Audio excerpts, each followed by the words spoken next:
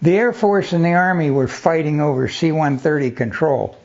The Army wanted the C-130s, and the Air Force wanted what was called a Caribou. It was a two-engine Army plane that was sort of like a glider with two engines on it. I mean, it could go into postage-size stamp fields, and they decided, fine, we'll have it out.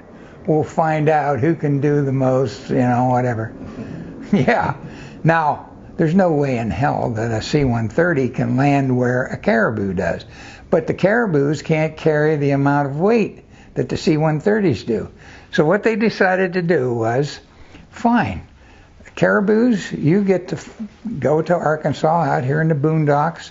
We've got this government land, and you can drop whatever equipment you want, and you can make your airfield there, and then you have to carry in all this stuff. Same amount for the Air Force.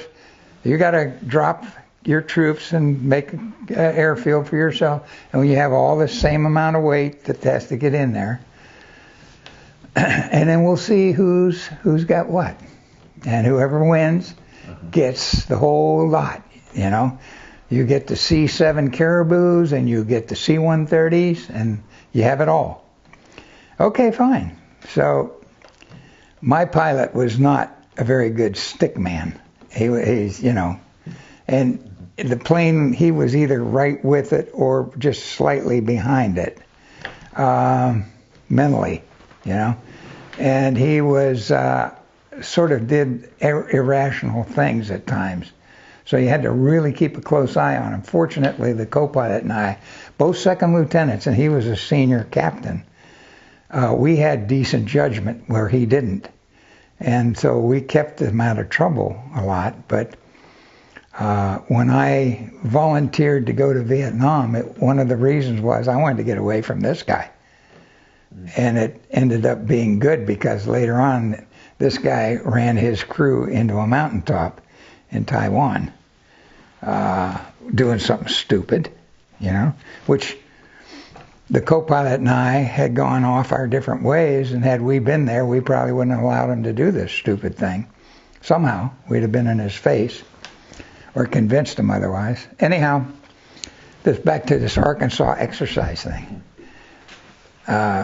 C-130s go in there, drop out some heavy equipment, they plow out this place, and we're going in there, not at daytime, at nighttime, with this aircraft commander, into a short dirt field, and all they have are basically like light bulbs that are fairly bright at the leading edge of the airfield. And we knew how long it was. We couldn't see how long it was nighttime.